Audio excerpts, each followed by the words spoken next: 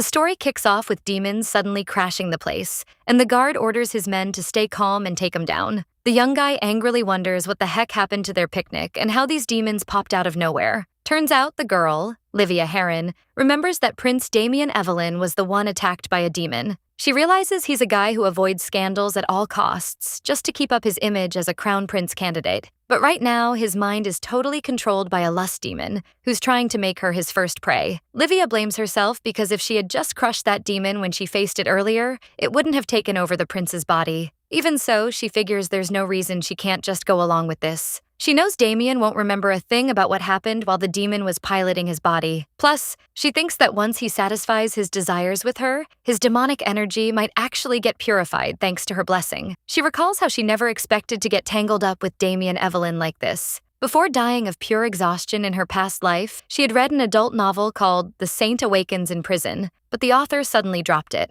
She woke up inside this novel's world just a bit before the main story starts, right when the fight for the crown prince position was at its peak. The novel was completely devoid of romance, focusing instead on two imperial princes. The first prince, Damien Evelyn, was the ultimate villain of the story, who imprisoned the heroine and used her as a human battery for divine energy. He pretended to be the perfect ruler, but in reality, his personality was totally trash. Meanwhile, his half-brother, Fred Evelyn, the second prince, was the main lead. When Fred won the battle and became the emperor's successor, Damien couldn't accept his defeat, so he started a rebellion. And as for her, she woke up in the body of a character who tried to suppress Damien's rebellion, only to get killed along with her entire family. This character is Livia Heron, the only daughter of the Heron Knight family, who is famously known as the Flawed Heron. Livia wonders why she had to wake up as a minor character who dies such a miserable death. She also recalls the original Livia's embarrassing memories of trying to seduce the male lead and failing miserably, which led to her early grave.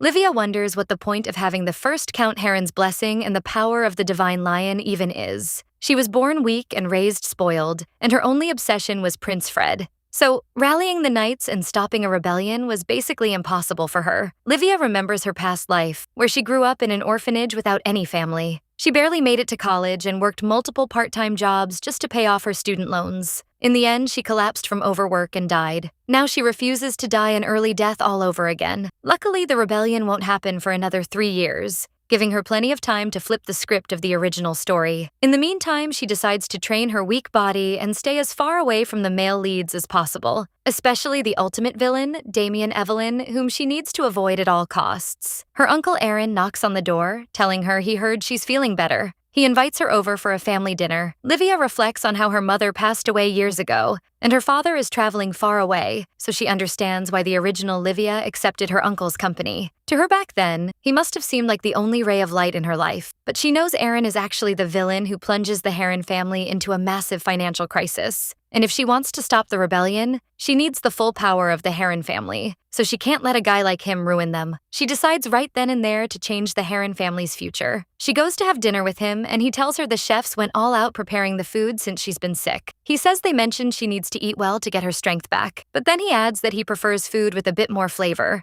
wishing the kitchen would actually listen to him for once. Livia realizes the servants have no choice but to follow his orders. She thinks his little trick would have worked if she were still the spoiled old Livia, but she's not falling into his trap that easily. With a smile, she tells him they did it because she's a picky eater, hoping he understands. Her uncle looks surprised but plays along. Livia remembers that Uncle Aaron was kicked out of the family mansion before because of his constant failed business ventures and womanizing, but the original Livia let him stay, and on the day of the rebellion, he used that as an excuse. He took all the family's knights and abandoned the fight. The current Livia decides to stop this from happening to rewrite her fate in the original novel. She recalls a part from the novel stating that Livia was completely clueless about her uncle embezzling family assets and donations, making it impossible to stop Damien's rebellion from the get-go. She decides she's going to use her novel knowledge to get rid of Aaron for good. A few days later, Livia takes advantage of Aaron going out to a social gathering to search for evidence of his embezzlement. She orders his room doors to be forced open. Finding his room surprisingly simple, she demands the carpet be lifted. Sure enough, they discover a trap door to a secret passage underneath. She remembers her great-grandfather sealed it off to keep assassins out,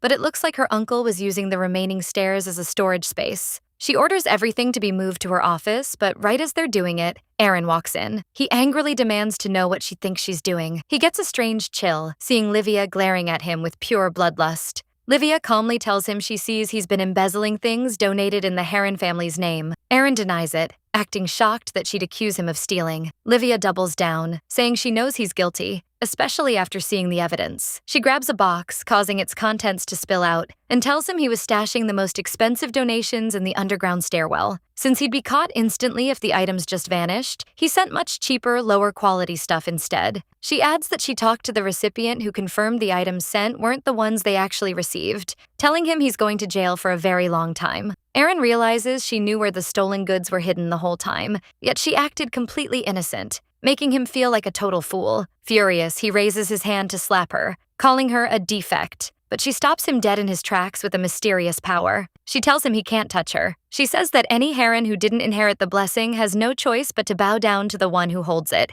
The story explains that the first Count Heron was actually a divine white lion who used a special power to help the emperor drive out demons. This power is called the blessing, and only the one who inherits it can lead the family. Livia admits she might be a flawed Heron, but unlike her uncle, she was born with the blessing, so he shouldn't even think about trying to beat her. Aaron passes out, so Livia orders them to drag him out of there. She feels dizzy, realizing she can't use the blessing properly because of her weak body. Varen, the head butler, rushes over and asks if she's okay. Varen confesses that they suspected Lord Aaron too, but kept quiet. Since they knew she was all alone, they thought she'd get hurt if they told her and drove her uncle away. But he praises her for making the right call as the acting head of the family. He promises to let her father know what happened, assuring her he'll be incredibly proud of how much she's matured. Livia jokingly wonders if they want to write historical records like the Joseon Dynasty Chronicles, and asks Varen to start keeping a daily log from today on. She feels grateful that the servants still believe in her and are ready to help, even though she hasn't done much for the family yet. She thanks them for protecting her and helping kick Aaron out,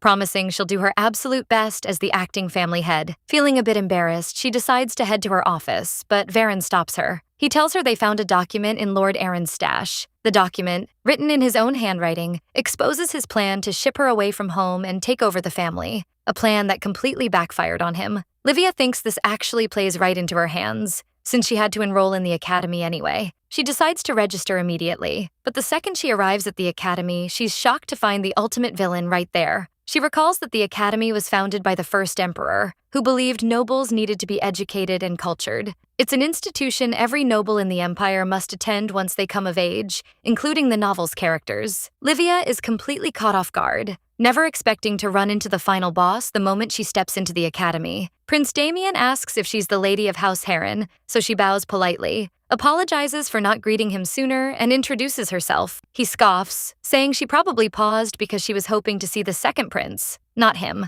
Livia feels super awkward, realizing Damien knows about what went down at the party. She figures he's probably wary of her because he thinks she's pinning after his rival, Fred. She realizes she needs to say something, or else he might just off her again during the rebellion, so she apologizes and claims she was just so hyped about starting academy life that she zoned out. He asks her with surprise why she registered late, so she tells him she had to push it back a year due to health issues. Then, trying to suck up to him, she adds that she remembers him inviting her and some other nobles their age to a lakeside picnic when they were kids. She tells him the drawing he made that day is still in their possession, and because she stared at it for so long, she didn't recognize him at first since he's grown up so much. Livia remembers that in the novel, the very first thing Damien did after his rebellion was look for that exact drawing. She figures it was his last precious memory with the Empress, and hopes that if she plays the emotional card by reminding him of it, maybe he'll spare her life when he turns traitor later on. Damien smiles and says he can't believe she brought up something from so long ago, admitting she's got a real talent for talking her way out of trouble. He adds that he wasn't planning on punishing a lady obsessed with Fred just because she didn't greet him right away. Livia tries to make excuses for fainting that day, claiming she got claustrophobic from the crowd, but he tells her not to sweat it. He then leaves, saying, "Livia Heron, I'll remember that you enrolled as a freshman this year." The scene cuts to the entrance ceremony,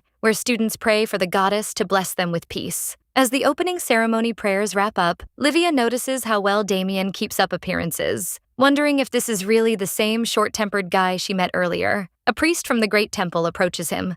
The priest expresses his concern after hearing Prince Fred couldn't make it, but says he's grateful Damien stepped in for him. With a smile, he replies that thanks to that, he felt the goddess's grace, so he should be the one saying thank you. The priest coldly says he hopes the goddess blesses the prince soon. Damien fires back that there's no need to worry about him, and that the priest should instead worry about Fred, who's swamped with his duties as the paladin captain. Livia notes that his attitude is completely different from before. She wonders how such a polite-looking guy could lust after the heroine's body and do all those scandalous things to her across 130 pages. Sighing, she wonders how she's supposed to survive around this two-faced guy, deciding she absolutely needs to keep her distance from him. Elsewhere, Damien rips off his tie, calling the old priest a sly fox. His bodyguard, Douglas, knocks on the door and brings him some tea. Douglas asks if the high priest gave him a hard time again today. Damien scoffs, saying he'd actually prefer it if the priest insulted him openly like he used to. Douglas remembers how the priest used to tell Damien he was born on the day of a demon outbreak, without a shred of divine power, so he wasn't sure if his prayers would even reach the goddess. Damien says at least back then he could get mad when openly disrespected, but now the priest doesn't dare do it since he's a crown prince candidate. He remarks that the temple folks aren't stupid. They're probably acting nice now just because of the power he's gained. Douglas thanks him for the recognition but insists on the importance of staying steady, just like his former master taught him. Damien remembers his mother, who was beautiful and possessed strong divine power. Even though she started out as the wife of a regional baron, she became the empress of this nation. But her life as empress took a turn when the emperor suddenly fell ill. The temple claimed it was due to his mother's impurities, and that the emperor would only recover if he took a new wife. So he married Duke Ruas's daughter, who had tight connections with the temple, making her his new wife. The moment she became his wife, Iselda Ruas relentlessly attacked and smeared his mother's reputation. As a result, no one stayed by his mother's side except Douglas, who followed her all the way from the baron's estate to the capital. Damien decides he won't end up dying like his mother did, and that the power he currently holds just isn't enough. He has to become the perfect emperor to survive, or else the temple and their faction will come for him again. Douglas agrees, saying he's seen how they slowly push people to their graves, then tells him he'll be back to escort him to the entrance ceremony banquet. After Douglas leaves, Damien thinks about the banquet and how he'll see the lady of House Heron there. He remembers she's always sick, so he didn't expect her to look full of life at all. Yet that signature blonde hair of hers remains exactly the same. He recalls her smile as she spoke to him, which makes him blush. He curses himself, realizing his desires have been intense ever since he hit puberty. He was told working out would fix it, so he trained hard until he became a swordmaster. But it didn't help at all. He fears he'll end up with the same scandalous reputation as the rest of the corrupt imperial family. Unlike his strictly abstinent brother Fred, he tries to convince himself he only thought about her because she reminded him of that picnic with his mother, and that he needs to forget her since she likes Fred. He decides he can't afford to have any woman in his life if he wants to be the perfect emperor. The story moves to the post-entrance ceremony party. The freshman welcome party at this academy is known as a major event in high society. Right now, Livia is on the lookout for the novel's main heroine, Ella Rayner. She needs her to execute Phase 2 of her plan, stopping Damien's rebellion. She thinks this is the perfect time to run into her casually, but she's having a hard time tracking her down. She overhears some nobles talking trash about a baron's daughter living in a rundown dorm. One asks if they're talking about Ella, and another confirms he heard the money her parents left behind is locked up, so she's barely scraping by. Another guesses that's probably why she skipped the welcome party, and Livia notes to herself that with jerks like them around, it's no wonder she stayed away. She figures this was a waste of time, but then she hears someone mention that defect enrolled in the academy too. He describes her as the heiress to the family known as the Empire's Sword, yet she's weak and spends all her time chasing guys like a lovesick puppy. One laughs, saying if he were her, he'd bite his tongue and die of shame. Furious, Livia approaches their table and tells them she's the sole heiress who inherited the first Count's blessing, so she's afraid she won't be biting her tongue and dying anytime soon. One of the guys recognizes her. He's the heir of Viscount Cald. Evan Cald greets her with a cold laugh. Ignoring him, she mutters that it looks like he's picked up some nasty habits, making him ask what she just said. His buddies mock her, wondering if she's going to pass out again, so Livia decides to teach them a lesson. She uses her power to shatter the wine glass in Evan's hand, completely shocking him. Then she tells him if she were in his shoes, she'd bite her tongue to avoid bringing shame to her family name. Slapping her hand on the table, she coldly challenges him to see who's really stronger. She suggests they fight with their family honors on the line. Evan angrily thinks that even if she's flawed, she's still a heron, and thanks to high society's strict hierarchy, no knight can openly challenge her family. Evan backs down, so Livia calls him all bark and no bite, thinking to herself that at least she found out where Ella is. Livia figures Ella is probably hiding out in that empty dorm right now, blaming herself for her bad luck. Arriving at the dorm, she finds it super gloomy, thinking even her living conditions in her past life were better than this. Living here would make anyone depressed. but she admits there's another reason she's worried about Ella. Right now, Ella is basically being held hostage by her uncle and living a completely isolated life, just like she used to. Ella's parents died in a carriage accident when she was little, and their will stated, whoever takes care of her until she graduates from the academy gets 1,000 gold pieces, and she isn't allowed to touch her inheritance from the bank until graduation. Despite the trust the Baron and Baroness placed in their family, all of Ella's remaining relatives tried to claim her inheritance. While her uncle pretended to care for her, he was actually planning to kill her and make it look like an accident. But right when Ella was on the brink of death, the story's male lead, Fred, saved her. Ella fell for Fred's strength, and the two became a power couple overflowing with divine energy. Livia believes that if she hooks them up early and brings them together, maybe she can stop Damien too. This is phase 2 of her plan, and she's feeling pretty optimistic about it. Suddenly, she hears a rustling sound, turns around, and wonders what that noise was. She spots a bat and wonders how a mere bat can handle her mana. The whole thing seems super fishy to her. Livia summons a weapon to deal with the suspicious bat. She raises her dagger and throws it hard at the target. Nailing it perfectly, she pants, glad her training paid off. Feeling a slight ache, she realizes she still can't wield a longsword, but she's happy with her progress. Suddenly, she hears a voice and turns around to find a girl apologizing to her. The girl insists she wasn't trying to spy on her. Livia recognizes her and is shocked. It's Ella. Livia is stunned by her beauty, thinking she totally deserves the title Goddess Incarnate. But she quickly snaps out of it, realizing now's not the time to fangirl. She tells her not to apologize since she was just wandering around randomly anyway. Livia introduces herself as a fellow freshman named Livia Heron. Ella realizes she's the lady of House Heron who inherited the blessing power, which explains what she just witnessed. Amazed, Ella tells her she heard the Counts of House Heron can summon all kinds of swords, and it was an honor to see it in person. Livia happily thinks that Ella isn't treating her like a defect, so she thanks her bashfully. Livia asks for her name, and she replies that she's Ella, daughter of Baron Rayner, adding that she probably already knows that. She confirms she only knows her as a noble lady in name, barely getting by on her parents' money. Then Livia reveals she came to the academy for similar reasons, as her uncle tried to take over the Heron estate by forging documents and forcing her to enroll. Luckily, she found out right before registering and sued him for embezzling her family's assets. She admits being betrayed by family didn't feel great, but with a smile, she tells Ella that the point of her story is not to get too discouraged. Ella wonders if she could ever become as strong as her one day. Livia smiles and assures her that no one has ever called her strong before, and of course she can become strong. She suggests they hang out starting tomorrow. She says that if she spends time with her, she might find a way to get stronger. Livia leaves quickly, asking her to meet up here tomorrow at noon. She happily thinks she expected Ella to refuse because of her shy personality, but things are going way smoother than planned. At this rate, she'll be able to set her up with Fred in no time. In one of the classrooms, the female students are bummed out that Prince Fred is missing again, but they're thrilled to see Prince Damien's handsome face up close, thinking it was totally worth enrolling in this class. Some students notice that Livia Heron and Ella Rayner have been spending a ton of time together lately. One whispers that since they're both flawed, they must have a lot in common, which totally annoys Livia. Ella asks if she's okay, and Livia reassures her she's fine, saying she just trained too hard the day before. She reflects that a week has already passed since she met Ella, and her plan is going off without a hitch. But what bothers her is that she couldn't find the body of the bat that was spying on her, and she has a hunch about who sent it. Professor Gillian Ruas walks in, telling everyone to quiet down so he can start his lecture. Livia notes that he's the most famous demon studies professor at the academy, and he's also the younger brother of the Emperor's wife, Iselda,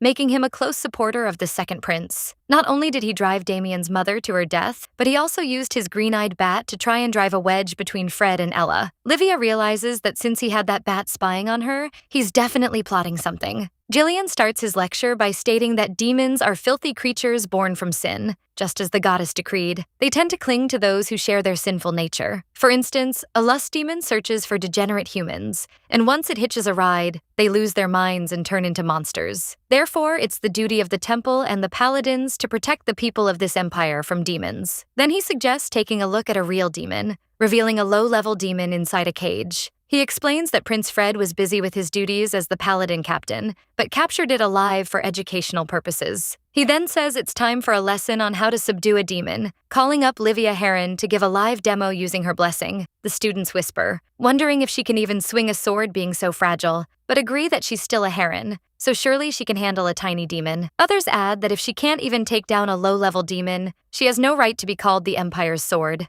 Jillian coldly asks her if it's too difficult, saying she can just speak up. Livia refuses, asserting she's the sole heiress of House Heron, and steps toward the cage, thinking to herself that Jillian clearly doesn't know she caught his bat spying on her. She gathers the mana she's been stocking up for a week, just in case a situation like this popped up. The professor notices the mana radiating from her. She unleashes her power, knowing it'll strain her body for a bit, but it's totally worth it. She obliterates the cage and the demon inside. The students give her a massive round of applause. Even Damien looks impressed, thinking how bizarre this is. He wonders if this is really the same Livia Heron he knows. Livia takes her seat, and the professor continues the lecture, explaining that demons can be defeated with divine power, House Heron's blessing, or high-level mana. But the only way to completely wipe them out is by tossing them into a pool filled with holy water from the Great Temple. And that's why Prince Fred is so swamped as the paladin captain. The professor allows Livia to go back to her seat. The professor glares at Livia in anger, wondering how on earth she pulled that off when she's supposed to be a flawed Heron.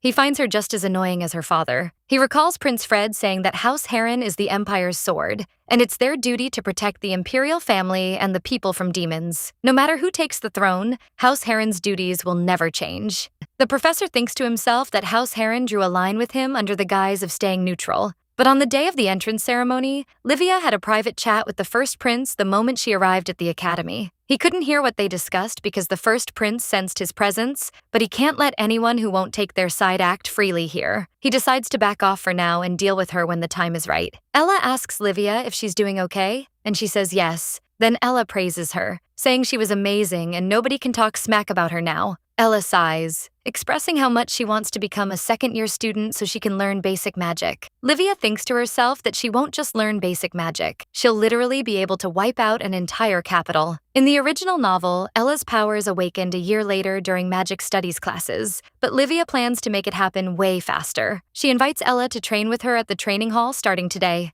Ella asks excitedly if it'll be just the two of them, and Livia confirms it. Ella enthusiastically agrees, saying she's ready to learn whatever she teaches her, which catches Livia off guard. The Academy's training hall is practically deserted, but a massive power is hidden there. The secret lies in the floor of the hall itself. The founding emperor built this training hall for the knights who would protect the empire, using stone from Mount Nimes that contains the goddess's divine power for the flooring. Since this fact hasn't been revealed yet, Livia has this natural divine power carpet all to herself, where she can train and recover at the same time. Livia reflects that Damien exploited this exact fact to do whatever he wanted with Ella in the original novel. She arrives at the hall and notices it's super clean for an abandoned place, wondering if someone's been looking after it. Ella apologizes for the trouble, explaining she's never worn clothes like this before. Livia thinks about that jerk, Damien. She imagines herself protecting Ella from him, declaring that as long as she's around, he won't get anywhere near her. She tells Ella, "Let's go," and pushes her away from him. Damien thinks about Livia Heron. He notes that he came here on purpose to avoid drawing attention, but someone was already here. He sees Livia teaching Ella how to hold a sword. He wonders if she should be pushing herself when her body is so weak, assuming she must have drained her mana after that demonstration. He remembers that back when everyone was praising her, he could see, as a magic expert. Damien realizes Livia completely drained all her spiritual energy, not just what she had gathered, but also what she was supposed to use over the next few days. He figures she put on this whole show just to shake off her image as the flawed Livia, thinking it's a pretty smart strategy. But he wonders why she'd go this far, and if she's changed her mind about something. He watches her praising Ella's work, wondering all over again if this is really the Livia he knows. Damien notices she stayed behind to train even more, questioning if she's out of her mind and what would happen if she passed out. Suddenly, Livia stumbles during her training. Damien rushes over to catch her before she falls. Livia is caught off guard, finding herself in his arms and recognizes him. She asks him what he's even doing here. He tells her to move, but he's actually feeling super shy and flustered. Livia apologizes and quickly steps back, wondering how on earth he knew about this place. She suspects he was hiding out to ambush Ella. She tells him he's got it all wrong, and that she always trains here. Damien apologizes to her and asks why she's training in this rundown place, noting that as a Heron, she should have access to way better facilities and knights. She answers that she doesn't want her family's knights and followers worrying about her. They genuinely care about her, so she doesn't want them seeing her in this state. Damien recalls a conversation with his mother, who asked if he was worried about her. He remembers thanking her and telling her he was fine. Then he recalls how she told him not to look so sad, assuring him she was truly okay. Damien asks Livia if there's anything he can do to help, telling her that her little stunt in demon studies class isn't a long-term fix if she wants people to stop calling her the flawed heron, at least not against those sly, persistent nobles. Livia realizes he saw right through what she was trying to do, wondering why he's offering to help when she thought he totally disliked her. She tells him she's not sure about his intentions, so he replies that she should take it as an apology for looking down on her back at the entrance ceremony. Livia is shocked that this Mr. Perfect just actually apologized to her. Damien adds that he simply believes hard work should be properly rewarded, and that's all there is to it. Livia thanks him for his kind words. She adds that this effort was supposed to be a secret, but she's glad someone actually noticed.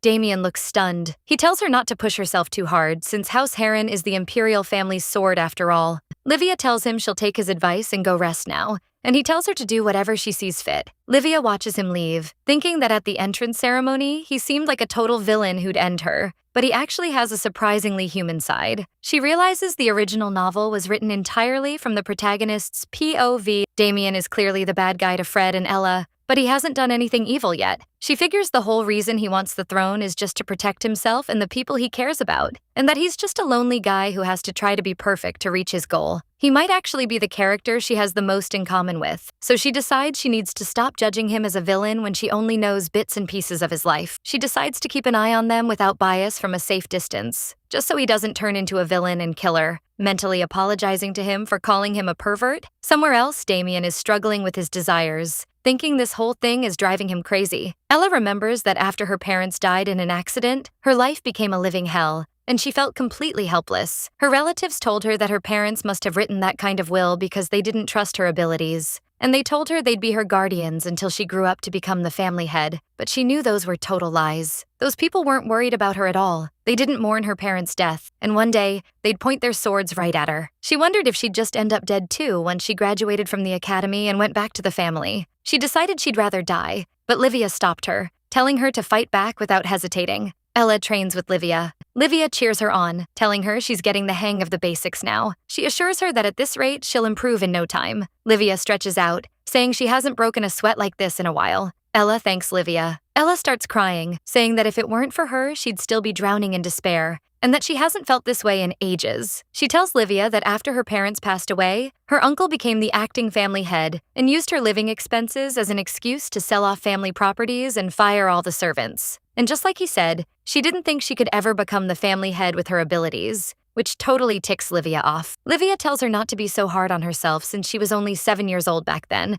and that her relatives are only acting up because they don't deserve her inheritance anyway. Ella hugs her, expressing how happy she is to have met her. Ella says she's not giving up anymore, and while she stays at the dorm, she'll find a way to fight back. Livia asks her if she'd override her parents' will and grab her inheritance early if she could. In the original novel, Ella failed to get her inheritance, and she suffered until Fred saved her. Livia thinks about how the male lead always shows up right when the heroine hits rock bottom, probably just to look good, but she doesn't want Ella to suffer like that. Ella asks if there's really a way to get her inheritance sooner, so Livia assures her there is, thinking to herself that either way, she can still end up with Fred later on. Livia tells her she'll help her out, so there's no need to suffer. A few days later, Ella hands Livia some documents and a business plan. Livia is surprised that the plan looks super solid, even though Ella only had a few days to write it up. But then she remembers her parents used to run a massive trading company. Livia praises Ella's work, telling her this will do the trick and will also let her prove her capabilities as the head of the house. Ella asks what she plans to do with these papers. Livia tells her it's a secret for now. The next day, Ella and Livia see the servants moving things for the spring picnic. Livia wonders if it's already time for that event. The spring picnic is supposed to be about boosting networking inside the academy,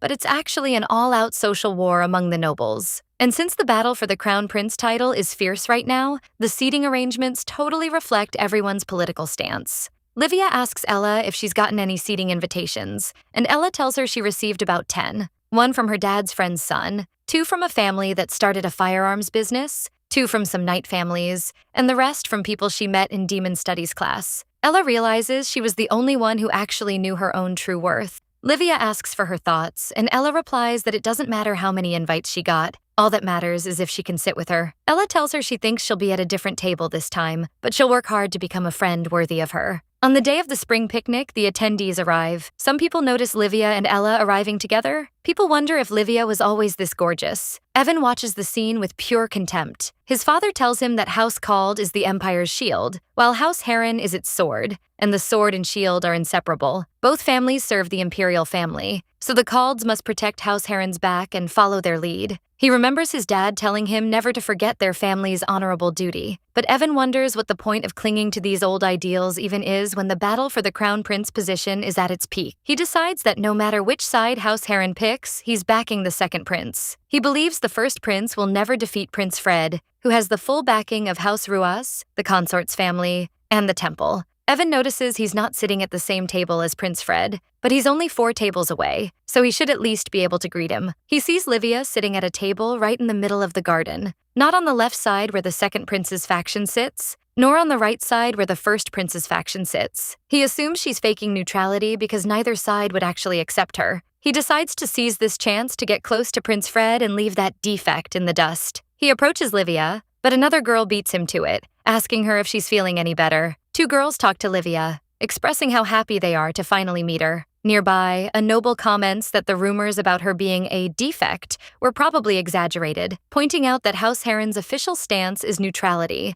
and she's maintaining that position. He decides to go greet her, which totally surprises Evan, who notices that these people were trash-talking her until recently, yet the noble's opinions seem to have flipped. He realizes she intentionally sat at a table right in the center of the garden just to make this happen. Evan leaves, muttering that this is unacceptable, and that her wishy-washy actions won't help their family at all. Livia happily thinks that things are going smoothly, and with this, she's proved herself as the heiress of a neutral family. She remembers that the original story includes a demon attack, deciding that since they're low-level demons, she should just steer clear of it. Suddenly, she feels something strange around her. She realizes it's demonic energy, and it doesn't feel like it belongs to a low-level demon at all. Getting dizzy, she wonders if nobody else can feel it, deciding to go check it out herself. She asks Ella to keep things calm around here and rushes off. She reaches Damien's tea house. She realizes this is the source of the demonic energy. She approaches the door and knocks, asking the prince if he's inside. Damien opens the door and asks why she's here, so she bows and apologizes for barging in. Livia tries to choose her words carefully, knowing he's super sensitive about anything demon-related because of the rumors chasing him. She tells him she felt some demonic energy and was wandering around the area to check it out. Damien asks her in surprise about the demonic energy, so she clarifies that she might be wrong, but thought she should make sure. Damien tells her that nobody can detect demonic energy as well as someone with House Heron's blessing, so if she felt something, it must be real. Suddenly, a massive wave of demonic energy appears right behind him. Livia realizes this energy is insane, making it at least a high-level demon, or maybe even a transcendent demon, the first in history. She dashes inside the room to protect him, telling him to get back. She notices the demon is way bigger than she thought, realizing a demon like this didn't even exist in the original story. She decides she needs to protect Damien from it, but he tells her to back off, saying she can't handle this demon with her strength. Damien unleashes a massive blast of energy. The demon looks humongous, but it's weaker than he expected. Livia realizes the energy she felt wasn't from a low-level demon, and high-level demons tend to take out the strongest enemy first. The demonic energy shapes itself into a giant shadow. Livia warns the prince not to get close to the demon. The demon attacks Damien and wraps itself completely around him. Damien remembers that these demons morph their bodies into tentacles or slime as needed, taking over human bodies to feed on their lusts. Damien realizes this is a lust demon. He remembers that about 15 minutes ago, he felt something weird in his body. He recalls that ever since he saw Livia at the entrance ceremony, his body would heat up whenever he thought of her. The more he tried to forget her, the clearer her image became in his mind. That's exactly why he was trying to stay away from women. He wonders if he ended up like this because he doesn't have any divine power, or because his body can't handle divine power since he's just naturally lustful. But he admits to himself that he's absolute trash for getting turned on by thinking about a sick young lady. He wonders why on earth she had to wear such revealing clothes during training. He had to push himself hard just to keep his composure at the picnic. Then he heard a knock on the door, and it was her voice. He wonders why she keeps showing up in front of him, reminding him of his shameful desires. He must become the emperor, and to do that, he needs to be way more perfect than he is right now. If he shows himself in such an impure state, demons attracted to a sinful nature will cling to him. He wonders if this freaking snake showed up because of him, since he's been having lustful thoughts for days. Feeling hot and dizzy, he feels his mind starting to slow down. Livia calls out to him, snapping him out of his fantasies, and attacks the demon wrapped around him. Livia unleashes a powerful attack on the demon, making it vanish right before her eyes. Damien collapses to the floor, so she runs over to check on him. She asks if he's okay, suggesting she go get some help. He grabs her and tells her not to, assuring her he's fine and asking her to leave quietly. Livia realizes this horny guy just got attacked by a lust demon, and this is a terrible situation. She decides to run for it, but stops. She wonders what will happen to Damien if she leaves him behind. With all the rumors tying him to demons, he won't even be able to ask people for help. She tells him she tried to open the door, but it won't budge. She tells Damien that the locking spell apparently got damaged during his fight with the demon. She tells him she's the Imperial family's sword, so she can't just abandon an injured royal member. Damien tells her he has 0 divine power, so he can't resist the demonic energy, and that he won't hold her responsible for this. Stumbling, he begs her not to come any closer to him. He orders her to stay away unless she wants something way worse to happen to her. Livia thinks to herself that she's not the one in danger in this situation. Damien stumbles again, and she feels a wave of pity for him. She decides to help him out and stay by his side. She tells him she'll purify the demonic energy with her blessing, which should make him feel a bit better. She starts feeling hot, wondering if it's because she breathed in some of that demonic energy. She wonders if Damien is feeling the exact same thing. Noting how quiet he is, she asks if he's okay. Out of nowhere, he grabs her hand and pulls her toward him with insane force. He throws her onto the couch and pins her down tightly. He tells her that when he touches her, he feels better, asking if he can touch her more. Leaning closer, he begs her for an answer. She agrees to let him touch her just a little bit. He tells her he never expected her to allow that, reminding her that he warned her to stay away. Meanwhile, demons suddenly pop up outside. The guard wonders what the heck happened to the picnic and how these demons appeared out of thin air. It turns out the girl, Livia, remembers that Prince Damien was the one who got attacked by a demon. Livia blames herself because if she had just crushed that demon when she faced it before, it wouldn't have been able to control the prince's body. Still, she figures there's no reason why she shouldn't just go along with this. She knows Damien won't remember anything that happens while the demon is piloting his body, and she believes that once he satisfies his desires with her, his demonic energy might get purified thanks to her blessing power. Damien asks her if he can touch her more, and she agrees to it. Livia wakes up the next day wondering what on earth she just did with the novel's final boss. She feels guilty for getting swept away by the demonic energy, but notices all of it has been completely purified thanks to the blessing. She makes sure Damien is still recovering, wondering if she should actually be happy this happened. She was hoping to maintain a friendly relationship with him while keeping a proper distance. She convinces herself that this was just an accident, like getting into a car crash. Except the car was a transcendent demon. She decides she's gonna make a run for it right now. She sneaks out quietly and shuts the door behind her. Damien wakes up with a massive headache, wondering if he even slept. Damien wakes up catching flashes of a sensory memory with Livia, wondering in utter confusion what kind of memory this even is.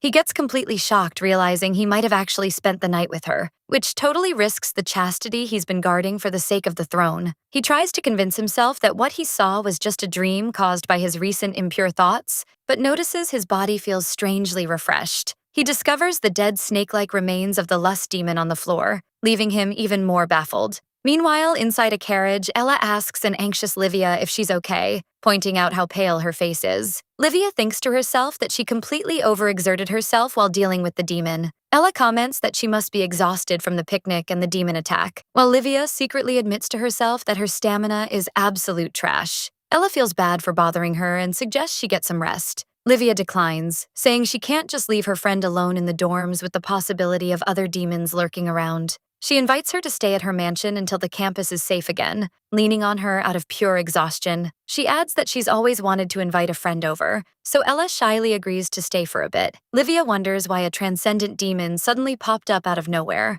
She recalls that the demons in the original novel were low level, realizing she wouldn't have been able to beat it without Damien's help. She gets a bad feeling, wondering if she handled the situation right, and figures Fred stayed behind at the academy to sort things out. Livia dozes off, reassuring herself that the knights will take care of the rest, falling asleep on Ella's shoulder. Ella uses her divine power on her while she's asleep, emitting a healing light. Ella thinks about how she just copied what she saw the knights do, finding it way easier than she expected. She's surprised by her own latent divine power and decides she needs to fight harder to help Livia, who is the Imperial family's sword. She vows to polish her skills to support her, wishing her sweet dreams. Meanwhile, at the mansion of Luigi Rayner, Ella's uncle, one of his subordinates, bursts into the room with an urgent report about her. Luigi gets annoyed by the late-night interruption and demands to know what's up. The man tells him about the demon attack at the academy, making Luigi anxiously ask if Ella is dead. Luigi feels relieved finding out she's safe, thinking he almost lost the inheritance. The subordinate adds that the Heron family's heiress helped her, making Luigi angrily wonder why the heck the flawed Heron had to meddle. The man answers that he doesn't know the specifics, but it looks like the two are super close, which Luigi scoffs at. The subordinate explains that it goes way beyond just friendship, and that the Heron family filed a lawsuit against the bank. The lawsuit is over Ella's inheritance, shocking Luigi, who demands the man repeat what he just said. The next morning, a maid wakes Livia up at her mansion. She tells her that Miss Ella is waiting for her.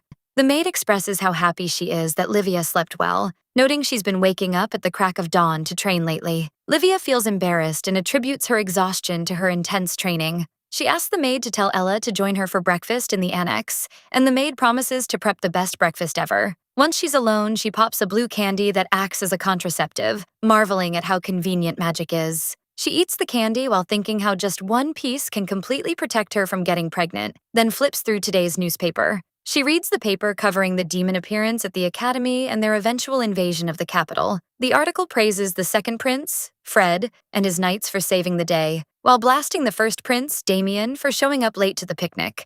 Livia chuckles, scoffing at the media's constant attempts to pit the two princes against each other.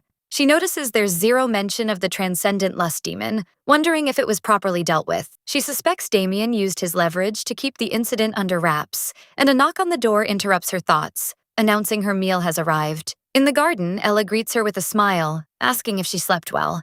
Livia replies that she feels completely refreshed and tells her she's got some great news. Livia reveals to a stunned Ella that she'll be able to secure her inheritance very soon. Smiling, Livia explains that she filed a lawsuit against the bank managing Ella's parents' inheritance. To bypass the terms of the will, Livia hired House Heron's top-tier, skilled lawyers. The lawyers found proof of her uncle's negligence and submitted evidence of her capability to run her own affairs as the new family head. As a result, winning the lawsuit was an absolute piece of cake. Livia tells Ella the paperwork is in its final stages and will wrap up soon, asking her not to thank or apologize to her. Instead, Livia invites her to stay over until she finds a proper place of her own. She reminds her that she's always wanted to host a friend. Ella smiles, assuring her she would never forget that. Livia enthusiastically plans out activities they can do together, like eating out, picnics, and shopping sprees. She notices Ella spacing out and asks her what's wrong. Ella smiles happily and says she doesn't care what they do, as long as they're together. 3 days later at the academy, one of the knights reports to their commander Fred that they've finished their patrols. Fred,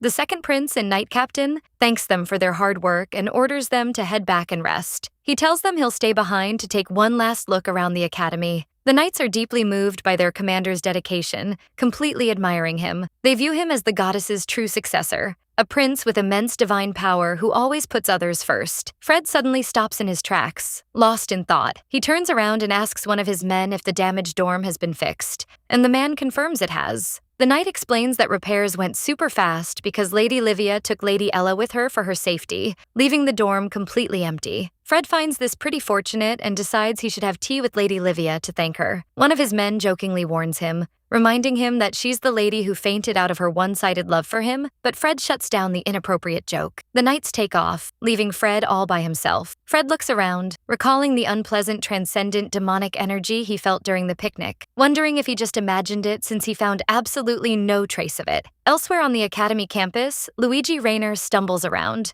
absolutely furious over losing the inheritance. He laments his ruined plans for a luxurious life, putting all the blame on Ella. Then he corrects himself, pulling out a dagger and blaming the flawed Heron's interference instead. He spots Livia and Ella from a distance. He screams in rage that he'll never forgive Livia. He charges straight at her, brandishing the dagger. Before he can even reach her, Fred stops him dead in his tracks, grabbing his arm and snapping it. Fred reprimands Luigi for trying to use violence inside the academy, declaring that it won't be forgiven in the name of the Empire. He asks a shocked Livia if she's all right, while she thinks to herself that she totally expected an ambush from the uncle, but definitely not Fred's sudden appearance. Fred notices her surprise and comments that it's been a long time, and Livia silently agrees. Ella rushes over, seeing her uncle being subdued, asking what on earth happened. Ella anxiously grabs Livia and asks if her uncle tried to hurt her over the lawsuit, but Livia reassures her. Livia tells her the second prince saved her, thinking she should give the male lead credit for their very first encounter. Fred asks Ella if she knows the man, so she identifies him as her uncle Luigi, guessing he showed up because of the lawsuit. Luigi sneers at Ella's tone,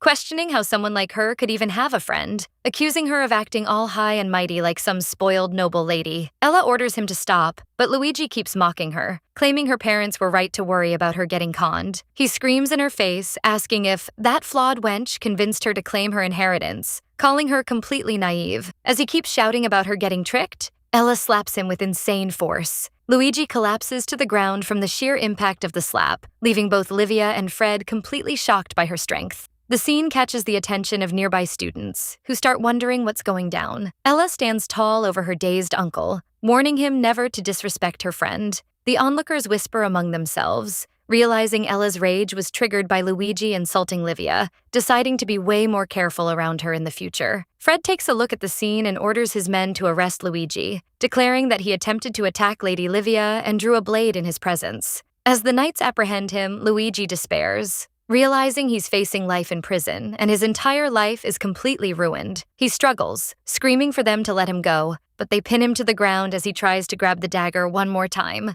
Suddenly, Damien shows up and uses his magic to bind Luigi in chains, declaring that he can't let him escape to the palace. Luigi crashes down onto the floor, completely tied up. Fred turns around to see Damien, and the two swap greetings after not seeing each other for a while. Livia yells in pure shock, wondering what the heck he's even doing there. Damien approaches Luigi and lists off his crimes, ambushing a noble carriage, pulling a dagger on the second prince, and trying to run for it. He reminds him that treason means immediate execution, totally terrifying Luigi. Fred thanks Damien for helping bust the traitor and tells him he'll handle the investigation. Then Fred turns to Livia and Ella and asks to question them. But Damien steps in, pointing out that an ambush on the imperial family's sword is a major deal. He announces he's taking Livia with him to interrogate her himself. Fred agrees and asks Damien to take care of her, while he listens to Ella's statement, and then says goodbye. Livia panics, absolutely not wanting to be left alone with Damien. He pulls her aside and suggests they talk in private. He takes her to a private room, and Livia freaks out thinking he might have remembered everything that happened between them that day. He reassures her that he didn't call her in for personal reasons, so she asks what he needs. Damien hesitates, then seriously asks her about the snake on the lower part of his body, before correcting himself to dragon. Livia is completely shocked and utterly confused, realizing exactly what he's hinting at. She secretly scoffs at his overconfidence for calling it a dragon. He presses her for an answer, insisting he remembers everything, so Livia admits she remembers too. She plays along, saying it's impossible to forget such a majestic dragon. He asks her to describe it to him, which completely blows her mind. He clarifies that he wants to know how it looked in her memory and her overall impression of it, just to check if she actually saw it. Livia covers her face, calling him a crazy pervert in her head, but she answers that calling it a dragon was totally justified given its size. Damien nods in agreement, which completely ticks her off. She adds that her impression was pure, jaw-dropping shock to the point of being speechless, and Damien agrees, saying he was shocked when he saw it too. Damien thinks to himself that he's now certain she knows about the mark, wondering if she can feel the demonic energy bleeding from it. He figures that would be troublesome and asks how she felt when she saw it. He notes that his guard Douglas and brother Fred didn't notice a thing, but the Heron family clearly has sharp animal instincts. Livia adds that it felt good. Damien wonders to himself how demonic energy could possibly feel good. He thinks the feeling should be annoying and notices her weird facial expression. He recalls the night he spent with her, realizing she completely misunderstood what he meant. While she fires back that he's the one who asked for her opinion, she argues that asking how she felt about his dragon is no different from describing his body, leaving Damien flustered as he realizes the convo is going down a very weird path. He denies intending that, getting totally embarrassed and jumping out of his seat. Then he reveals a snake-like mark on his lower abdomen, clarifying that this is what he was talking about. Livia is completely thrown off, realizing this is the actual first time she's seeing this mark. Damien asks her what on earth she was describing then, making her turn bright red. He explains that the mark popped up right after the incident and asks if she knows anything about it. Livia denies knowing anything, so Damien accepts it, and she finally understands why he mentioned it, feeling good. He concludes that the mark is the demon's doing, and that it makes sense even the Heron heiress couldn't sense its demonic energy given its high level. Livia asks if he can feel it, and he replies, sometimes. explaining it's exactly the kind of energy she's imagining. He tells her his body heats up and gets aroused, just like during the demon attack, which completely terrifies her. He asks her to help him get rid of the mark, shocking her with his request. He leans in closer and reminds her of House Heron's duty as the imperial family's sword. He corners her, asking if she's really planning to ignore a prince who got attacked by a demon. Livia thinks to herself that this has become a total pain, but she agrees to help him out. She promises to keep it a secret and help him get back to normal, so he asks what she wants in return. She thinks about Damien's massive flock of fangirls in the novel and decides to eliminate any potential drama. She suggests that neither of them gets involved with anyone else until they get rid of the mark. Damien scoffs at her, asking if she's afraid of getting attacked by a jealous woman, but she fires back that she's just trying to protect Ella. He easily agrees, declaring he's not interested in romance anyway. He pulls out a magical oath document. The contract states that Livia will help Damien get rid of the mark while keeping it a total secret. They both place their hands on the document and it glows, sealing the magic contract. Damien adds a verbal clause to the deal, telling her she has to help him whenever he turns into a monster because of the demonic energy, which completely stuns Livia. She realizes he wants her to sleep with him whenever his demonic energy rages, and before she can even object, Damien declares the contract finalized. He smiles confidently, announcing he'll be relying on her from now on, while she feels totally trapped. In another room, Fred interrogates Luigi, who confesses his motive was to stop Livia from helping Ella with the inheritance case. Luigi begs for forgiveness, claiming he lost his mind for a split second. Fred steps hard on his hand, telling him that forgiveness is for when you make a mistake. He coldly tells him he used his own niece and tried to kill her friend, so he doesn't deserve a shred of forgiveness. Ella watches the scene in shock, never expecting this brutal side from the usually gentle prince. She reflects that she had no clue he had a side like this. One of the knights informs Fred that they have a visitor, Lady Livia, so he orders her to be brought in immediately. Livia walks in and greets Fred. Fred asks if her chat with his brother went well, so she assures him she just told him about Luigi trying to ambush her. Fred expresses his relief and asks why she came by. Ella shows up, and Livia clarifies she came to thank him for his help. Fred downplays what he did, considering it his basic duty as a knight. Livia insists that, as the imperial family's sword, she should have been the one protecting him. Fred smiles and says she owes him one, inviting her to sit down. He admits she must feel a bit put out since she was ready for the ambush, but he stepped in. Livia agrees, saying things would have been easier if Luigi had just attacked her directly. Fred reassures her that Luigi acted completely alone and that Ella won't be harmed. Livia thanks him, while Ella looks visibly upset, and then Fred suggests she go back and rest. Ella imagines Fred as a two-faced person and scowls. Livia notices her mood and asks her what's wrong. In her office, Livia gets a reply from her dad. She rejoices over the letter congratulating her on joining the academy. Her dad mentions he heard her health improved and advises her not to overwork herself. He expresses his sadness over not being able to see her or hear her voice due to his business trip in a place where magic doesn't work. He says he can't wait to get back home to talk and train with her. Livia is deeply moved, realizing she's never received such a love-filled letter before, wondering if this is what having a family feels like. She keeps reading the letter, where her dad praises her beauty and growth, warning her to stay away from men. At the end of the letter, he reveals to her the existence of a secret library reserved only for House Heron's heirs. Livia summons the head butler, Varen, immediately. She excitedly tells him she wants to visit the secret library right now. Varen leads her to a fireplace, explaining that this is the entrance. He explains that when an heir holding the blessing of summoning channels their energy into it, a teleportation circle activates. He encourages her to give it a shot, confident she won't have any trouble. Livia reflects on her family's 660-year-long history, wondering what kind of library secret requires this level of security, then channels her energy into the fireplace. The teleportation circle glows and lights up, pulling her inside. Varen stands there deeply moved, crying tears of joy, considering it a glorious historical moment he witnessed firsthand, vowing to report every detail to the master of the mansion. Livia smiles and tells him there's no need to cry, asking him to wish her a safe trip before completely vanishing into the portal. She finds herself in a new place and realizes she's inside the secret library. She wanders around, completely mesmerized by the massive library packed with books. She figures this place must hold valuable info about demons, remembering she was planning to investigate Damien's mark anyway. Feeling hyped that the stars aligned, she decides to start searching right away. She sits down and begins flipping through ancient books looking for anything useful. She stumbles upon a record from the imperial year 457, describing a demon sneaking into a prison and trying to possess a death row inmate's body. The record mentions the demon was attacked mid-possession, and as a result, a strange mark appeared on the inmate's skin. Livia notices the drawing in the book looks just like Damien's mark, but remembers his mark was way bigger and more intricate. She deduces from the text that when a demon's possession of a human body is interrupted, a mark can appear as a side effect. This means the mark is actually a literal part of the demon itself. She realizes with shock that the transcendent demon wasn't completely destroyed, frantically starting to look for a way to remove the mark. She finds in the record that they submerged the inmate's body in diluted holy water, making the mark vanish and destroying the demon at the same time. For a split second, Livia imagines Damien chilling in a bath full of holy water, then quickly shakes the thought out of her head. She remembers that unlike 200 years ago, holy water is now fully monopolized by the temple controlled by Fred. She thinks that getting a hold of it is practically impossible for Damien. Later on, Livia explains to Damien that holy water is the exclusive property of the central temple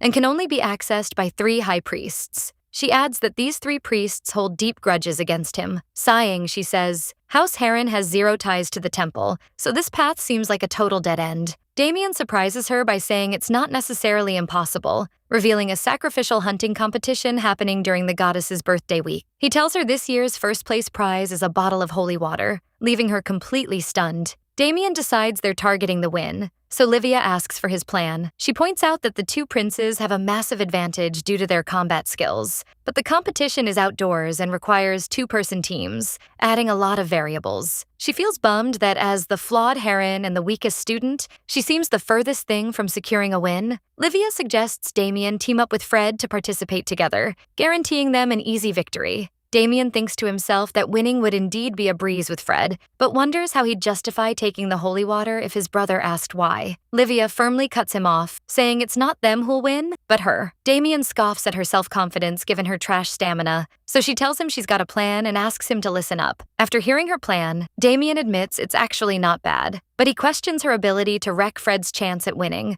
believing her feelings for him will hold her back. Livia shrugs her shoulders and says she doesn't care, since she swore to help him first, telling him with a smile that he's more important to her. She thinks to herself that this way, she'll get this annoying task over with much faster. Damien's heart skips a serious beat upon hearing her words. Douglas, Damien's guard, watches the scene from afar, thinking his master has changed. He recalls how Damien had a rough upbringing without any support, forcing him to strive for perfection just to survive. In the past, his nerves were always shot. Lately, though, he's acting like a completely different person, as if something changed inside him. Douglas wonders if his master is struggling with academy life then. Decides to walk in. He opens the door to report on the antique market, but freezes when he sees the prince alone with a woman. He notices the captivated look on Damien's face as he stares at Livia, who is rumored to be obsessed with Fred. Douglas clears his throat awkwardly and announces he'll see him at the tournament, and Livia agrees. He politely asks her if she's already leaving, encouraging her to stay longer while Damien glares at him with resentment.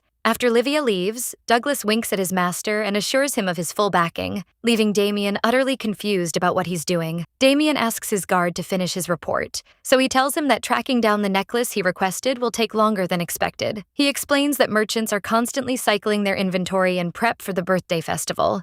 Damien orders him to find it as fast as possible, emphasizing how crucial it is to get it. Douglas deduces the necklace must be a gift, so Damien scoffs at the idea. He angrily denies that he'd give a relic of the goddess to someone else. He asserts he has 0 intention of getting distracted by anything until he becomes emperor. Douglas cries, deeply moved by his master's words, making Damien angrily ask if he's even listening to him. Douglas ignores his master and keeps spiraling into his romantic thoughts, wondering when his master became such a romantic. He imagines that if he were a woman, he'd totally fall for whoever gifted him a necklace like that. A few days later, Livia shows Ella a brand new mansion, and Ella is completely blown away by its beauty. She expresses her joy, saying it's the first time she's ever had a home under her own name. Following the lawsuit, Ella reclaimed her entire inheritance that her uncle tried to swipe. Turns out the inheritance value is worth 50 times House Heron's annual income. Livia sighs, openly jealous of a merchant family's wealth. Livia pats Ella's head, congratulating her on her hard work, and Ella cries tears of joy because she's finally independent.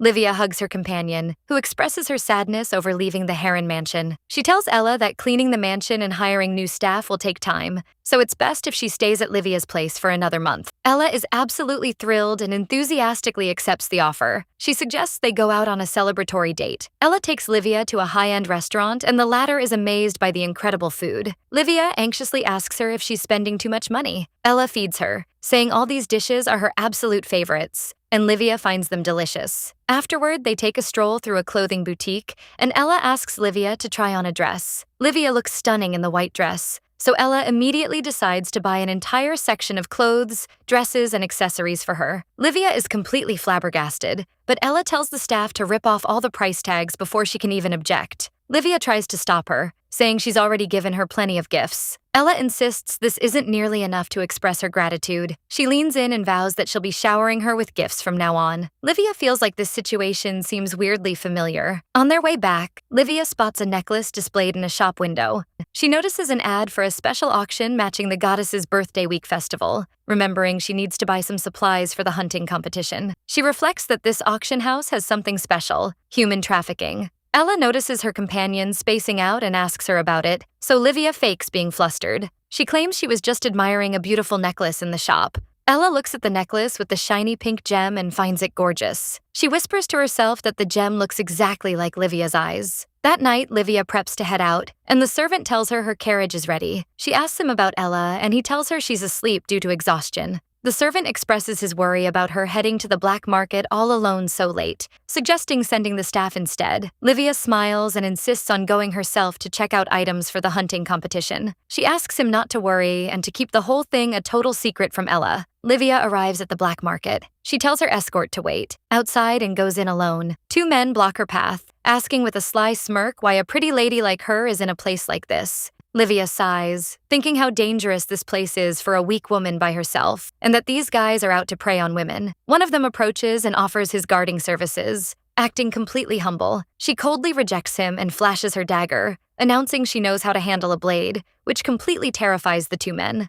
The two guys flee in fear, leaving her all alone. She thinks to herself, blaming the demon for making her randomly think about Damien. She admits to herself that his face is totally her type, despite his slightly warped image in her mind. After finishing her business, she decides to head over to the secret auction house. She makes her way toward a heavily guarded spot. The guard stops her, asking for her business. She tells him she's looking for golden horseshoes, fit for a white stallion, which is the password to get in. He lets her inside, warning her not to chicken out and run away halfway through if she gets scared. She steps in to find the auction is already underway. The auctioneer welcomes the distinguished guests. Then he reveals the rare commodity they've all been waiting for. A man bound in chains appears, described as a male with charming gray fur. He's introduced as a combat slave named Gray. The auctioneer describes him as the perfect hunting dog and a fun toy for late-night leisure, while Livia watches with intense focus. She recognizes the slave instantly. It's Aries Keniz, the mad dog of Evelyn. She remembers that in the original novel, he gets rescued by Prince Fred and becomes his loyal dog, and one of the main supporting characters. But in reality, Aries is the long-lost descendant of the ducal Keniz family. He lives without knowing his true identity, only executing his master's orders, until he meets a tragic end at the hands of Damien. At the exact moment of his death, his memories and sanity miraculously snap back. Livia reflects that this is why he was one of the most tragic characters in the novel. Aries growls and lunges forward, but the guards quickly pin him down. He gets injected with a sedative. The audience wonders if he's sick, while the auctioneer starts the bidding at a single gold piece. One of the attendees scoffs at calling him a hunting dog, considering him a total waste of money. Another adds that he looks like a rabid dog, accusing the seller of trying to scam them. The auctioneer hesitantly asks if there are any bidders. The crowd whispers that he's filthy and useless, and nobody wants to get caught up in his curse. Just as the auctioneer is about to scrap him, Livia steps in and announces she wants to bid. Everyone is stunned, wondering who she is and why on earth she wants to buy that thing. The auctioneer asks how much she's paying. Livia thinks for a moment, then offers 4 gold pieces. He reminds her that the bidding starts from 4 gold pieces. Later on, Aries is prepped for delivery. The seller asks Livia if she's sure about the price, and she insists she can't pay a single coin more. The seller takes the coin pouch, thinking she's a total sucker, since a perfectly healthy slave can be bought for 1 gold piece. Livia thinks to herself that she was about to say the price is dirt cheap, marveling that she just scored the master of a ducal family for a mere 4 gold pieces. She reflects that her reason for buying him isn't just to make him Fred's ally, but to free him from his suffering. Her goal is to return him safely to the Keniz family and earn their eternal gratitude. She happily thinks that this way, she's laying the groundwork to prevent the original novel's events and live happily ever after, like scoring a super reliable ally. Inside the carriage, Aries starts struggling and growling. Livia gently calms him down, telling him everything is going to be fine. She reassures him that she won't sell him or hurt him, asking him not to worry. After returning to the mansion, she lets the guards leave and takes off the muzzle binding Aries. She thinks to herself that he looks like a corpse, but underneath the bruises and swelling, he's actually super handsome. She asks Varen to call a trusted doctor. She also orders them to feed him well and keep the whole thing completely classified. She explains that given his mental instability,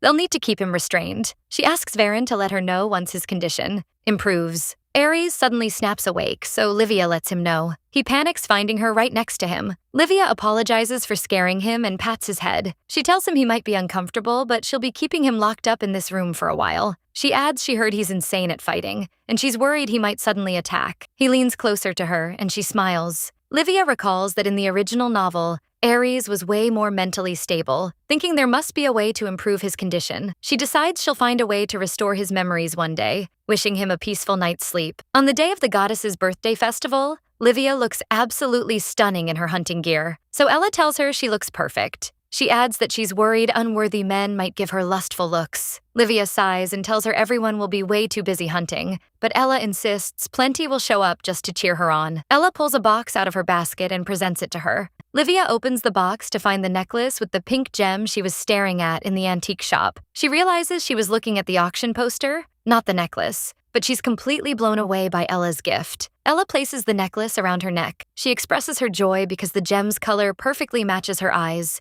and Livia finds it gorgeous. She thanks her, asking if it wasn't crazy expensive. Ella replies that she felt a good energy from it, so she really wanted to gift it to her. Livia wonders about this good energy. Ella tells her the necklace will guide her in the right direction, wishing her the best of luck. Elsewhere, Damien feels a sharp sting from the demonic mark, wondering if he should just hack it off. Fred asks Damien if he's doing okay, and he replies he's fine, claiming he just spotted some dark clouds. Fred agrees that rain would ruin the competition, but Damien reminds him this is a contest they're entering as a team. They shake hands, agreeing to crush it together. Fred thinks to himself that Damien's behavior is weird, since he's the one who suggested they team up and leak the news to the press on purpose. He wonders what kind of scheme his brother is cooking up. Damien sees Fred spacing out and asks him about it. Fred brushes off the question and looks out the window. Outside, Livia is getting ready for the competition. Fred spots her from the window, and Damien wonders how on earth Livia Heron managed to get her hands on a sacred relic of the goddess. The competition kicks off with an announcement that all participants will receive the goddess's blessings. The fire is lit, signaling the start of the hunting competition. After a while, Livia stumbles from pure exhaustion,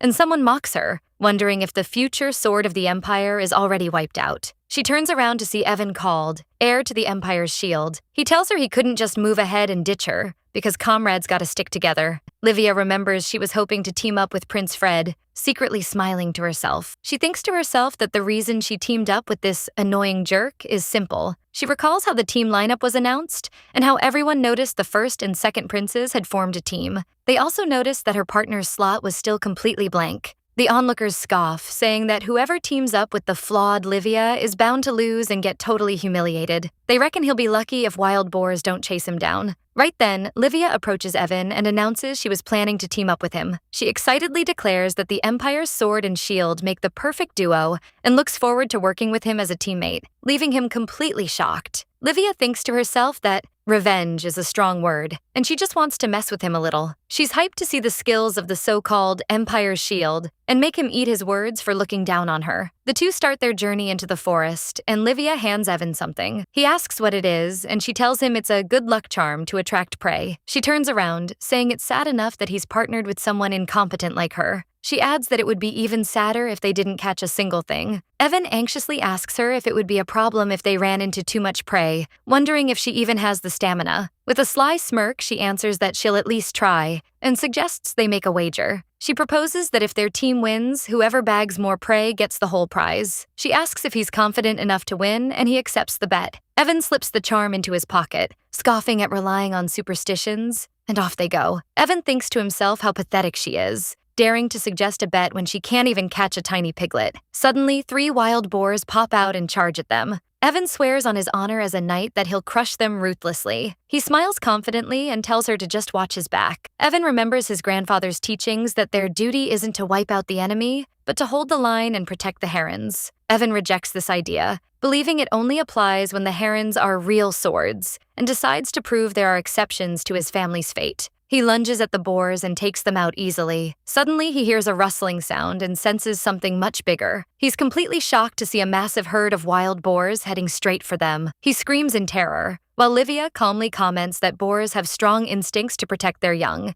and that he killed them without thinking. She reflects that the appearance of this huge number of boars is all thanks to her charm. She reveals that the charm is the fairy's tear, which in the original novel was a crystallized tree sap Ella used to hunt boars attacking a village. Right now, its properties are still unknown, so it's illegally traded on the black market as a mere ornament. But in reality, it has a boar-attracting effect that spikes when crushed into powder and scattered on the ground. Evan curses his terrible luck, especially with Livia watching him in this state. He yells at her to stay out of it, claiming this prey is his, and she reluctantly agrees. She figures that if he's acting this stubborn in a dangerous situation, he must have a trick up his sleeve. One of the boars charges him, but Evan barely dodges it. At the last second, another boar blindsides him from the side and slams into him. Livia notices that his stance and energy flow completely flipped the moment he gripped his sword. She realizes this is the Called family's defensive swordsmanship style. She admits he's actually mastered his family's style, even though she thought he was all talk. But a boar strikes his sword and sends it flying out of his hand. Evan crashes to the ground, finding himself completely weaponless against the attacking boar. The boar lunges at him, but gets killed at the absolute last second. Evan collapses from exhaustion, watching the other boars drop all around him. She reflects that if she keeps just watching, Evan might actually die, and she can't let him be the competition's first casualty and draw all the wrong attention. She summons her multiple swords and asks if he wants some help. She thinks to herself that she kind of wished she'd let him get seriously hurt, but she admits he worked way harder than she did. While she relied on blessings and raw talent, he actually has every right to criticize her for lacking training. Livia attacks the herd with her flying swords. She kills all the boars easily and sighs with relief. She decides she'll be satisfied just seeing his shocked face this time. She asks Evan if he's hurt, and he says no. She notices he's bleeding and grabs his arm. She pours a healing elixir over his wound. Tearing a piece of her clothes, she tells him the cut isn't deep and the bleeding will stop soon, praising his defensive techniques. He asks if she's mocking him for being a knight who only uses defensive moves. She tells him he shouldn't look at it that way, and that their hunting success was all thanks to his self-sacrificing defense. She encourages him to be proud of the style he earned through pure hard work. She adds that he was genuinely awesome, which deeply touches him. She tells him that everyone has their own strengths. She finishes bandaging his wound and gets up to move on to the next prey. She notices Evan's face is bright red and asks if he has a fever. By the end of the day, the contestants reach the finish line, and it looks like tons of them caught absolutely nothing. Damien comments that they're among them, and Fred agrees. Damien expresses his disappointment, as he was hoping to get a good result with his brother. Just then, Livia and Evan arrive, looking completely wiped out. Damien wishes his brother luck and takes off. Fred thinks to himself that his brother had zero intention of focusing on this competition. At first, he thought Damien was deliberately interfering with his hunt, but he realized Damien was just tailing him, wondering what on earth he's thinking. At the gathering area, everyone is blown away by the massive amount of prey one team brought in. They wonder who this super team is that hunted all of this. It's announced that the winning team is Livia and Evans. The crowd congratulates the winners on their unexpected victory. The officials whisper, skeptical of the result, but confirm they counted everything correctly. One explains they hunted twice as much as Fred's team, who came in second, making others wonder if they cheated. The official confirms that an investigation was done and no evidence of cheating was found. One of the officials steps forward and hands Livia a bouquet of flowers. He informs her that the commemorative medals and prizes will be handed out at the upcoming gala, so she thanks him. The crowd gives a massive round of applause. Fred and Damien watch the scene, and Damien feels a sharp sting in his heart seeing Livia receive the flowers. Fred smiles to himself, admiring the view. After the ceremony, Fred approaches Livia. He congratulates her on her win and kisses her hand, expressing that he discovers more of her hidden charm the more he gets to know her. He asks her if she's picked a partner for the upcoming gala. Livia hesitates, thinking to herself that she doesn't want to get tangled up with Fred. Fred makes a formal request, as the Holy Knight Captain, to be her partner at the gala. He smiles, explaining it's totally justified for the Knight Captain to ask the goddess's hunting champion. Livia thinks he brought that up on purpose because he noticed her hesitating, but she wonders why. He asks her if she already has a partner. He jokingly suggests her partner might be Evan, shocking both Livia and Evan. Livia denies it, so he whispers to her that he feels embarrassed for not winning the hunt. He suggests she let him, as the captain, show the champion proper respect. He playfully threatens that he might ask Evan to be his partner instead if she refuses, making Livia wonder if that would even benefit Evan. Livia sighs, wondering how she can even turn down the offer, then reluctantly accepts, saying the honor is hers. The crowd cheers for this alliance, viewing it as a perfect match. Fred asks her to call him by his first name from now on, and she reluctantly agrees. Damien watches the scene from afar with a sharp glare. Once the event wraps up, Livia heads back to her mansion, completely exhausted. Ella greets her warmly, welcoming her back. She hugs her and congratulates her on the win, saying she was amazing. Livia thanks her, crediting her win to the good luck the necklace brought her. But Ella insists the victory was all thanks to her intense training, then curiously asks what happened with the prince. Ella asks if Livia is trying to impress Prince Fred again, and she totally denies it. She admits she would have thought the same way in the past, but now she's decided to focus on her family's success and drop the childish love games. Livia adds that her one-sided love wasn't as passionate as the rumors made it out to be. She decides she'll use this chance to put an end to those annoying rumors, clarifying she only accepted his request as the heiress of House Heron. Ella smiles and tells her she believes her. She whispers to her that she thinks the second prince might be totally different on the inside than how he looks on the outside, advising her to be careful. As Ella leaves, Damien suddenly appears, calling Livia by her name. She asks him why he's even there. He asks to talk to her for a moment. Livia asks Ella to go on ahead, since this might take a bit. Ella agrees, but notices Livia seems weirdly used to situations like this. Ella wonders if there were past occasions that brought Livia and the first prince together.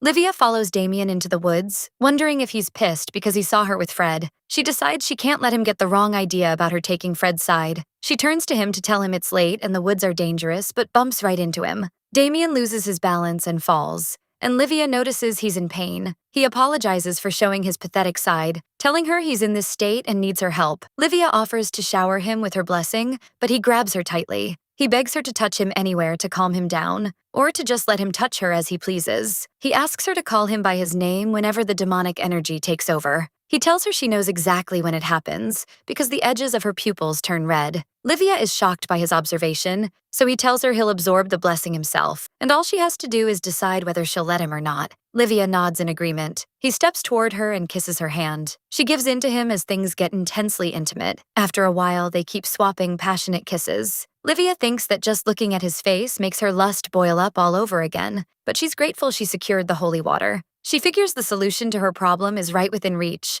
but she gets a weird feeling. Damien suddenly asks her if she's really going to the gala with Fred. He quickly catches himself, claiming it was a slip of the tongue. He tries to calm himself down, reminding himself that Livia has liked Fred for a long time, so it's only natural for her to choose him. But he remembers her words that she cares about him more and feels totally annoyed. 2 days later, Livia happily reads the newspapers, which glorify her win and the triumph of the Empire's sword and shield. Varen knocks on the door and tells her he has a report on Ares' condition. Varen tells Livia that Ares' anxiety has cooled down and he's sleeping well, no longer suffering from episodes. He suggests they might be able to take off his restraints soon. She asks about his eyes and skin, and Varen tells her his face has improved, but the scars need more treatment. Livia orders to spare no expense on his medical care. Suddenly, she starts coughing, so Varen hands her some water. He anxiously asks how she's doing, pointing out she hasn't looked well since the hunting competition. She admits she probably overused her power. Varen agrees but expresses his annoyance, wondering if someone passed a cold to her. Livia denies it, calling the idea ridiculous. She shyly adds that nobody would dare do that in a sacred competition. She insists she didn't have any physical contact with anyone, so Varen apologizes,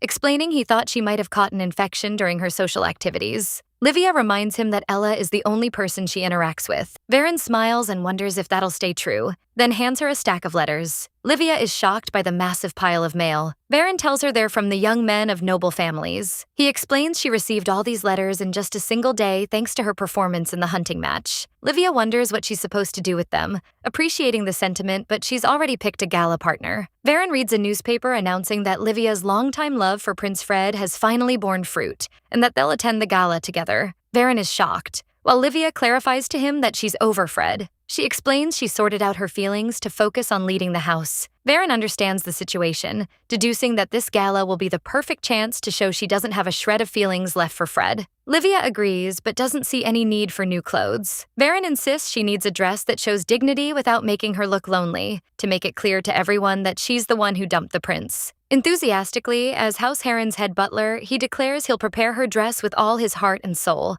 making Livia realize he's completely stopped listening to her. On the day of the gala, Livia and Ella arrive. Livia looks absolutely stunning in her pink dress, so Ella asks her if she hasn't been fussed over all day. Livia laughs, saying Ella isn't exactly in a position to worry about others, being the heiress of a major trading company. She adds that Ella looks even prettier than her. Livia teases her, asking who she's trying to impress with this look. Ella shyly denies it. So Livia insists there must be someone, like Prince Fred. Suddenly, Livia feels a wave of dizziness. Ella catches her anxiously. Livia crushes, blaming it on using too much mana in the match and her uncomfortable shoes. Ella notices Livia looks even paler than before, but Livia reassures her it's just a mild cold. Livia suggests heading into the gala. Their arrival is announced. Livia blows the attendees away with her beauty. People whisper, shocked by her look, which completely contradicts the rumors of her weakness, thinking she fits the second prince perfectly. Some nobles notice a gloomy lady, wondering how to comfort Lady Emily. Livia and Ella spot a woman known as Emily Moria. She's the only daughter of Count Moria, holding massive influence in the capital's social circles. It's rumored she finally secured a marriage proposal from Fred after years of effort. Livia reflects that her getting picked as Fred's partner completely wrecked Emily's plans, deciding to steer clear of her. She suggests to Ella they go grab a drink, but one of the ladies intentionally bumps into her. Emily falls down, spilling drinks all over Livia's dress. But she doesn't apologize, indirectly hinting that Livia was the one at fault. Emily insists she can wipe the drink off herself, so there's no need to worry. Livia wonders about this bizarre situation she's found herself in. The nobles start whispering among themselves, believing she intentionally crashed into Emily to send her a warning. Ella approaches her to ask if she's all right, and Livia answers with a smile that she's totally fine. The nobles keep up their gossip, recalling that Livia had a thing for Prince Fred for a long time, deducing that this was her motive for spilling the champagne. Emily's mother asks her daughter how she's doing, and Emily thinks to herself that Livia is trying to win the crowd's sympathy, so she'll offer an apology to look like the bigger person. Livia reflects that if she were her old self, she would have left the place apologizing in a complete mess. She finds her own calm reaction surprising as she tells Emily not to worry. Livia confronts her directly, asserting that Emily was the one who bumped into her first, deciding she won't back down from this stance. Silence fills the room and Emily feels completely flustered. Emily's mother approaches her and whispers in her ear after noticing her panic. She reminds her of her teachings that a true noble lady must be graceful and overlook even the smallest mistakes. The mother pressures her daughter to act, then steps up herself and apologizes to Livia on her daughter's behalf over all the fuss. She adds that her daughter overreacted to a simple mistake anyone could make. She reminds Livia that today is meant for celebrating her victory in the hunting competition, asking if she really wants to drag the situation out. Then she invites her to a gala happening at her family's mansion for the founding festival, on the condition that this little incident hasn't upset her. Ella figures the Moria family has become a cornerstone of high society, and attending their gala would help Livia build new connections and boost her family's reputation. But she also realizes that by accepting the invite, Livia would basically be falsely admitting she's the one who caused the spill. And if that happened, rumors would spread that she tried to hurt another lady who loves the same guy, wrecking her reputation. On the flip side, if she rejects the invite, she'll be blasted for putting her personal pride over her family's interests. Either way, Livia's reputation takes a hit, and Ella wonders what call she'll make. Livia announces she has to turn down the invite, explaining she has zero desire to build a personal relationship with a lady who stages dramas like this. Madame Moria angrily asks her what she just said, so Livia repeats that she won't attend any gala hosted by their family. Madame Moria warns her she might regret her words, telling her to think about her family's standing. Livia questions whether making a fake apology for something she didn't do truly serves her family's interests. She adds with a smile that now that she knows the nature of the Moria family, which encourages such behavior, she no longer has any desire to accept their invitations. Then she bows politely and excuses herself, saying she needs to go greet her gala partner, the second prince. Livia leaves with Ella, leaving Madame Moria and her daughter completely shocked and furious. Emily's friend complains about Livia's overconfidence, pointing out that her family's status is already unstable because they're trying to stay politically neutral. Emily agrees, saying it's for the best that Livia isn't coming, because she would have ruined the party's vibe anyway. Emily adds that the flawed title doesn't just apply to her physical weakness, but to her social skills too, asking her mother if she's right. Her mother tells her to shut up and watch her mouth, because Prince Fred might be close by and overhear her. From the upper floor, Fred was watching everything go down, thinking his mother wants to marry him off to Emily for her ability to play the victim and then gracefully forgive. He sees that this is exactly the kind of daughter-in-law his mother is looking for. Someone capable of putting on a flawless performance that leaves people with an impression of generosity and kindness. He expresses his joy that Livia didn't back down and faced the situation head-on. His assistant agrees, voicing his regret that they couldn't see her facial expression clearly from their distant spot. Lance asks the prince if he isn't going to have anything, reminding him he needs to appear before the guests soon. Fred refuses, saying he doesn't feel like eating anything, and asks Lance to head down first. Lance finds this weird, since the prince usually tracks down sweets at parties, wondering if he's nervous for some reason. Moments later, the arrival of the second prince, Fred Evelyn, is announced. The attendees whisper, noticing he looks even more handsome and poised than usual. Fred scans the crowd with his eyes, then walks straight toward Madame Moria and her daughter. Emily asks him to be her partner for the gala. Fred tells her that, as she knows, he already has a partner for tonight. He walks past her and heads straight toward Livia, calling her name and asking if she waited long. Everyone watches the scene with intense focus, while Livia feels the tension from the young lady's glares locked onto her. Livia bows to greet him, but Fred gently chides her, reminding her of their agreement to call each other by their first names. Livia laughs and apologizes, explaining she isn't quite used to it yet. Fred steps even closer, telling her she won't get used to it without practice. Livia feels flustered by how close he is, but promises she'll do her best. The guests whisper all over again, since they thought Livia's crush on the prince was one-sided, but she doesn't look head over heels for him like the rumors described. Some conclude the rumors were totally exaggerated, and that Prince Fred is actually the one who looks interested in Livia. The attendees wonder if they're the only ones noticing this shift. Fred takes Livia to the balcony, reassuring her he assigned his assistant Lance to escort Ella. Livia thanks him for his consideration, but he notices she looks anxious and asks if something happened before he arrived. Livia secretly wonders if he already found out about what went down with Madame Moria. Livia denies that anything worth worrying about happened. Fred smiles and reveals he saw everything from the upper floor, including Emily's performance and how Livia shut it down. Livia is caught off guard, and Fred comments that what she did was truly impressive. Livia thinks this is completely unexpected, assuming he'd take Emily's side since she's his potential marriage partner. She curiously asks him why he didn't take her side. Fred answers that he realizes she's well aware of the Moria family's influence, especially after her recent actions. Livia asks if her turning down the invitation because of his presence was the reason. She admits that was partly true, but there's another reason. The Moria family is one of the biggest backers of his political faction. She reminds him that she used to have feelings for him in the past, but she now realizes that any opinion she expresses will affect her father, friends, and family staff. And that's exactly why she decided to put an end to her personal feelings. She politely asks him to forget her immature behavior from the past. She clarifies that now she just wants to make decisions that protect her family, just like her father always did. Fred smiles and tells her he understands her position, admitting the Moria family isn't neutral at all. He adds that if this is her father, Lord Elbert Heron's wish, he respects it completely. Livia smiles and steps closer,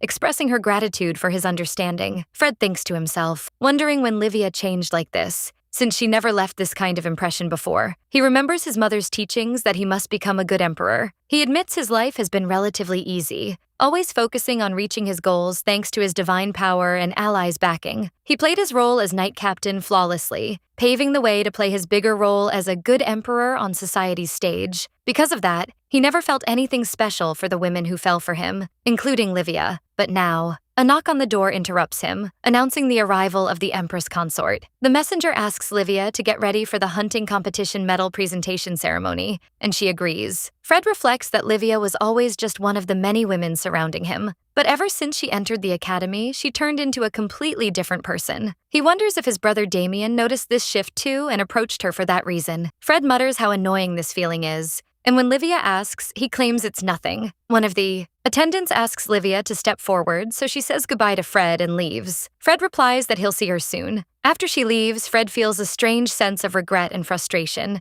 as if something is missing. He feels like he got rejected before he even had a chance to express his feelings. But he decides it doesn't matter, because just like Damien, he can find a way to get close to her again. Fred smiles to himself, deciding he'll give experiencing one-sided love a shot. Livia is guided to the waiting room, where someone tells her the Empress consort will arrive shortly to receive her. Livia steps forward to greet Lord Cald, praising his military uniform, which looked way better than she expected. Livia keeps talking, teasing him that if he just fixed his attitude, women would be lining up for him, making him nervously ask her not to tease him. She steps closer and calls him handsome, wondering if he comes from a long line of handsome knights, leaving him completely shocked and flustered. Livia laughs at his reaction, and he begs her to stop, so she asks why he's so annoyed, reminding him of their awesome chemistry when they won the competition. Nearby, Evan wraps up a business talk with another man, agreeing to move forward with the business proposal they discussed. Livia circles back to emphasize that the competition's grand prize belongs to her according to their bet, and Evan reluctantly agrees. Evan apologizes to Livia for the inappropriate words he directed at her before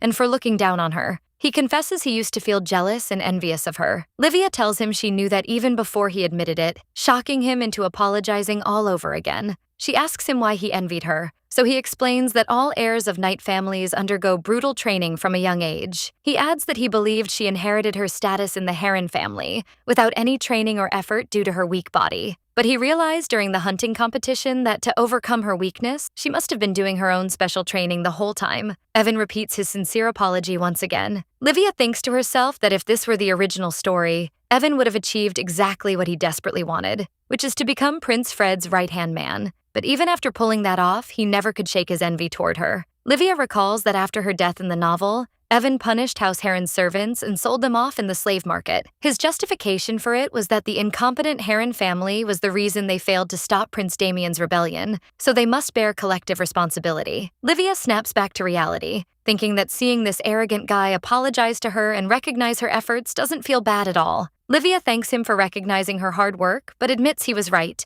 and she generally lacks training. She adds that she also learned a lot during the hunting match by watching his swordsmanship style. She stands up and tells him she'll work even harder from now on. She clarifies she'll do it so she won't feel ashamed, even in front of him, deeply touching Evan with her words. He also announces he'll dedicate himself to more training. The entrance of the Empress Consort is announced, and everyone is asked to stand.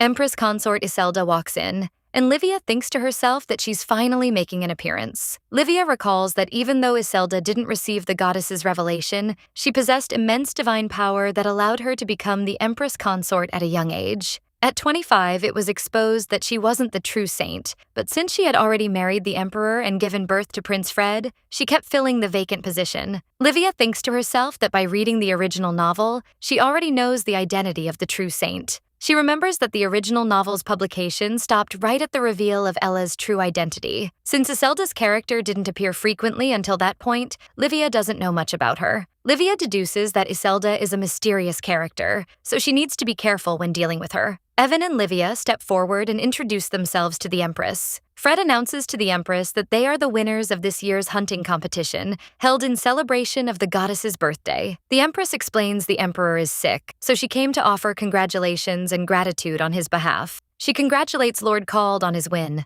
Then she turns to Livia, noting that this is the first time they are meeting formally. She mentions she heard about Livia's poor health, so she's surprised by her win and offers her congratulations. She hopes their devotion reaches the goddess, and Livia thanks her. The Empress presents a small gift from the temple to Livia, assuring her the goddess would be happy with it too. Applause fills the room, and Livia holds the prize, a bottle of holy water, happily thinking that with this, she can finally remove the mark from Damien's body. She remembers how she got tangled up with Damien, the ultimate villain, because of that damn lust demon, but now she thinks to herself that it's all finally over.